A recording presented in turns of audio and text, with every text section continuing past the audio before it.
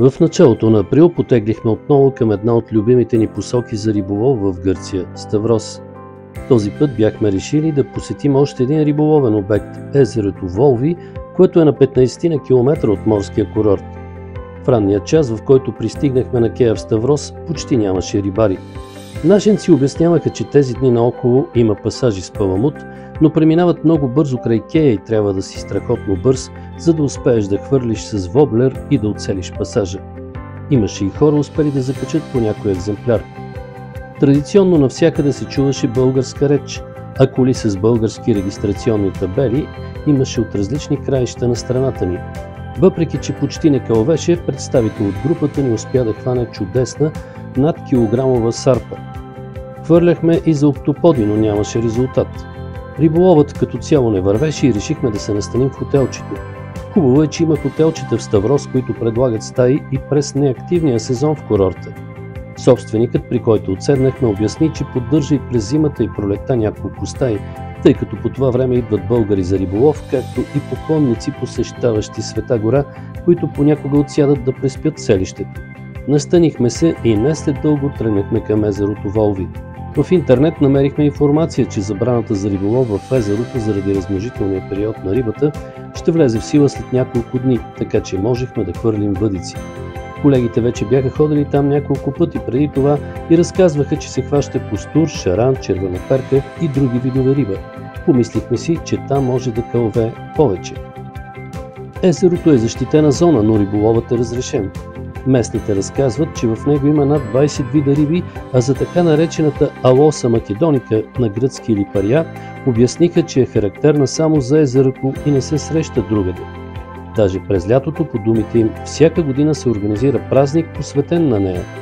Хората тук я мариноват най-вече и я използват като мезе за своето ципоро, ракията, която правят. Тук определено кълвеше, особено на бял червен.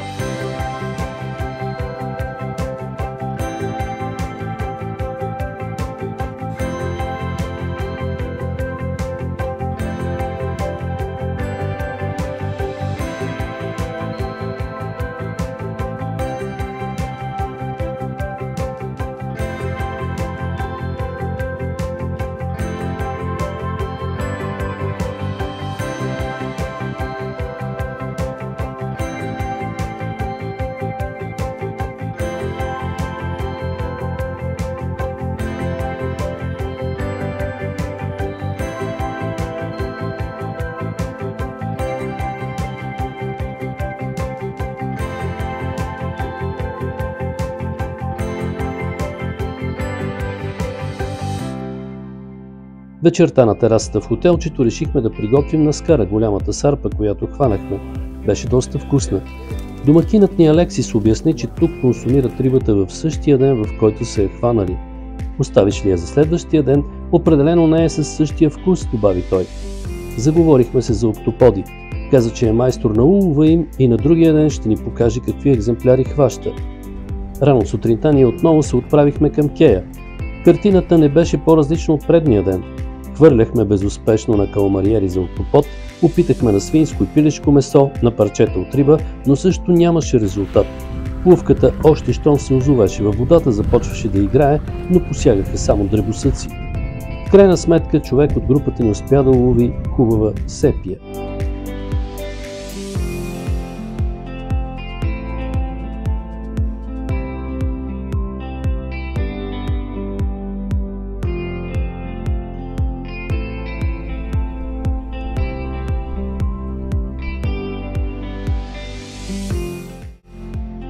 Когато се върнахме в хотела да си вземем багажа, домакинът ни посрещна усмихнат.